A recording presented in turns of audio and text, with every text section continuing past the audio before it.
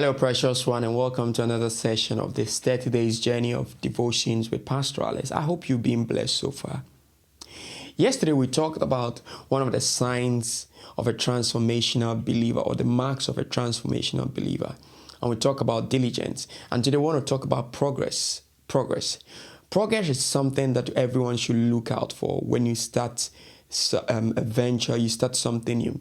You should envision to progress. You should envision to advance and increase in it. And looking back at the story of Joseph, we saw how he progressed in what he was doing. He started off his journey as a slave in Potiphar's house. And in the process of time, I'm just going to give you a background to the story. He was tempted by his master's wife, and he resisted the temptation. However, the master's wife succeeded in lying against him, and that landed him in prison. And in the prison, something remarkable happened around Joseph's life. Hey, if you missed yesterday's session, I want you to go back and then catch up on it so that what I'm sharing today will make a lot of sense to you. Genesis chapter number 39. I'm going to read from verse number 20 to 23. And Joseph's master took him and put him in a prison, a place where the state prisoners were confined. So he was there in the prison. Verse 21. And again the Lord was with Joseph and showed him mercy and loving kindness and gave him favor in the sight of the warden of the prison. Verse 22. And the warden of the prison committed to Joseph's care all the prisoners who were in the prison, and whatsoever was done there, he was in charge of it. Verse 23. The prison warden paid no attention to anything that was in Joseph's care, for the Lord was with him and made whatever he did to prosper. That's so remarkable that you find yourself in a prison, and then the prison warden now decide to delegate to you all his duties. So the Bible tells us that the prison warden put Joseph in charge of the other prisoners. And then he said, look, I'm putting you in charge of everyone here. And everything that they do will be on your account. You'll be responsible and accountable for whatever happens in this prison. And guess what? The prison warden did never come back to look at whatever is going on, because Joseph did a wonderful work of overseeing everything to perfection. Now, here is what you want to learn from it. We talked about diligence yesterday, but also we want to look at reliability. Do you consider yourself a reliable person?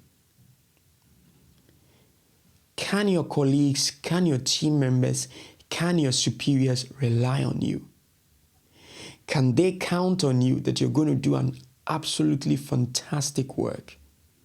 If a task is given to you, do they have to look over their shoulders?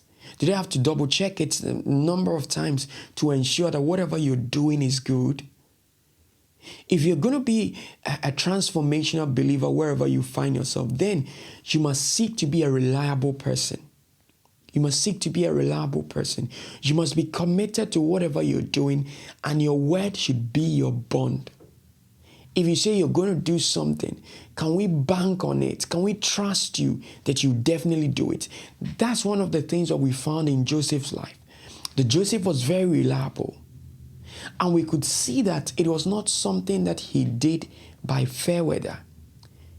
He didn't say, you know what, well, I'm just a common slave here, and I don't have to be reliable. I'm just going to do the bare minimum, and whatever happens will happen. My vision is that God is taking me to the palace. When I get to the palace, I put myself in order. I'm going to be reliable there. No.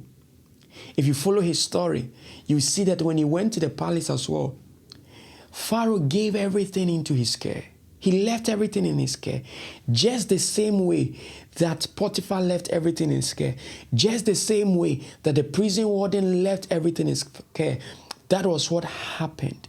You could see that it was a trajectory of his life. That everywhere he went, they could see that diligence and reliability in him.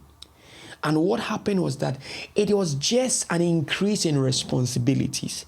He grew and matured to the responsibilities that was given to him. But the core thing that was found in him was the fact that he was a reliable person.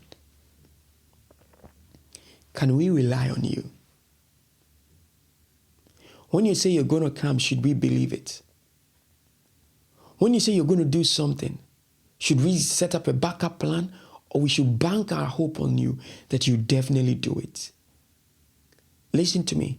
You cannot go far and high in this life if you are not reliable. In your business, can your customers trust you for what you say? What you are advertising, is that what you truly deliver? Maybe you're a seamstress or you're a tailor. Can I shake that table? Oh yes, I'll do that. If you tell people you're going to make their dress, do you do it? Or you just tell them, oh, the lights were off? If you promise that you're going to deliver a service at a particular time, at a particular rate, do you do what you say? Can we trust you, dear believer? Maybe this might be a time for you to analyze your life and see where you're falling short. If where you work, where you do business, what you do, even in the church, in ministry, if people cannot rely on you, if people cannot trust you, then this is a clarion call to go back to the drawing board and fix those little things. Guess what? It's the little things that makes things great. Little drops of water, they say, makes a mighty ocean. I'm going to leave you here for you to make that assessment and improve where the need be. And I'll see you again on the next session. And hey, don't forget to share this with someone who really and truly needs to hear this. God bless you.